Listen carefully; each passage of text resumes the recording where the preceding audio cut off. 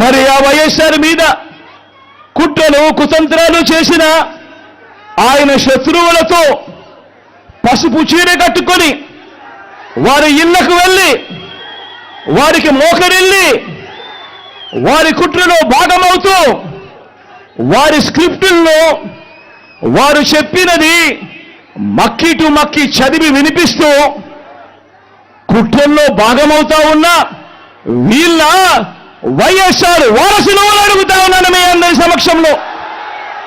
జగన్మోహన్ రెడ్డి గారు ముఖ్యమంత్రి స్థాయిలో ఉన్నవాడు ఏం మాట్లాడుతున్నారు? ఇలా బహిరంగ సభ పెట్టి వేల కొద్ది మగవాళ్ళు ఉన్నారు ఆ సభలో, మాట్లాడుతున్నది సొంత చెల్లెలు గురించి అని కూడా ఇంగితం లేకుండా నేను వేసుకున్న నా ఒంటి మీద ఉన్న బట్టల గురించి జగన్మోహన్ రెడ్డి గారు ప్రస్తావించారు అంటే ఎంత దిగజారుడు రాజకీయాలు చేస్తున్నారు వీళ్ళు. ఏం అవసరం ఉంది? నేను పచ్చ చీర కట్టుకున్నానట, దానికి జగన్మోహన్ రెడ్డి గారు చెప్తున్న మాట నేను చంద్రబాబుకు మోకరిల్లి ఆయన ఇచ్చిన స్క్రిప్ట్ మక్కీకి మక్కీ బట్టి నేను మాట్లాడుతున్నానట. ఏం మాట్లాడుతున్నారు? పచ్చ చీర కట్టుకుంటే తప్పేముంది అని అడుగుతున్నాం. పచ్చ కలర్ ఏమైనా చంద్రబాబు గారు కొనుక్కున్నారా? ఏమన్నా కొనుక్కున్నారా? ఎంత కొనుక్కున్నారన్నా? చంద్రబాబు గారు ఏమైనా పేటెంట్ రైటా? పచ్చ కలర్ అంటే ఏమన్నా పసుపు కలర్ వాళ్ళదా? జగన్మోహన్ రెడ్డి గారు మర్చిపోయినట్టున్నారు. సాక్షి ఛానల్లో సాక్షి పేపర్ లో ఎల్లో కలర్ ఉంటది, పసుపు కలర్ ఉంటది, పైన గుర్తుందా అన్న?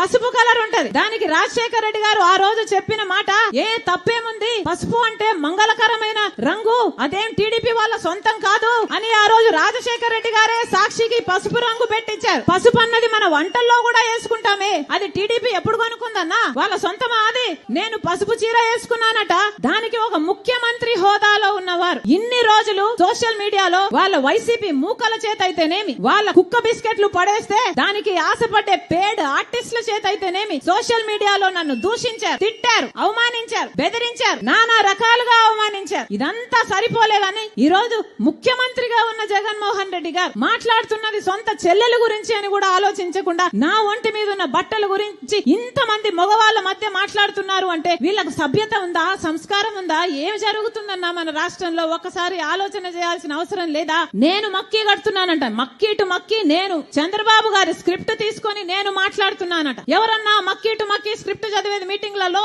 ఎవరు చదువుతున్నారు? జగన్మోహన్ రెడ్డి గారు స్క్రిప్ట్ పెట్టుకొని మక్కీ టు మక్కీ వర్డ్ టు వర్డ్ చూసుకుంటూ చదివేది జగన్మోహన్ రెడ్డి గారా నేనా? ఎవరు చదువుతున్నారు మక్కీ టు మక్కీ? ఏం చెప్తున్నారు? నేను మోకరిల్లానా చంద్రబాబుకి? నాకేం అవసరం? నేను రాజశేఖర రెడ్డి రక్తం, రాజశేఖర రెడ్డి బిడ్డను. నేను ఎవ్వరి ముందు ఏ రోజు మోకరించలేదు, అందుకే మొండిగా ఈ రోజు వరకు కొట్లాడుతున్నా. నా గురించి ఎవడు ఏమి రాసుకున్నా ఏమి అనుకున్నా ఏ రోజు పట్టించుకోలేదు రాజశేఖర రెడ్డి బిడ్డ. ఎందుకంటే నాకు తెలుసు నా గుండెలో ఉన్న నిజాయితీ గురించి. ఈ రోజు మోకరిల్లింది ఎవరు? బీజేపీ ముందు, మోడీ ముందు జగన్మోహన్ రెడ్డి కాదా మోకరిల్లింది? ఎంతగా మోకరిల్లారన్నా? ఆఖరికి మన ప్రత్యేక హోదాను తాకట్టు పెట్టారు, మన పోలవరం తాకట్టు పెట్టారు, మన రాజధాని తాకట్టు పెట్టారు, మొత్తం అన్ని మన ప్రయోజనాలు అన్ని తాకట్టు పెట్టుకున్నారు వాళ్ళ స్వప్రయోజనాల కోసం. ఢిల్లీకి వెళ్ళినప్పుడల్లా మన రాష్ట్ర ప్రజల సమస్యల గురించి మాట్లాడుతున్నారా ముఖ్యమంత్రి గారు? అవినాష్ రెడ్డిని కాపాడడం గురించి మాట్లాడుతున్నారు. అవినాష్ రెడ్డి ఎక్కడ అరెస్ట్ అవుతాడో బెయిల్ తెచ్చుకోవడానికి లేకపోతే వాళ్ళు మద్దతు తెచ్చుకోవడానికి వెళ్తున్నారు తప్పితే ప్రజల గురించి ఎప్పుడు మాట్లాడుతున్నారు వీళ్ళు కాదా?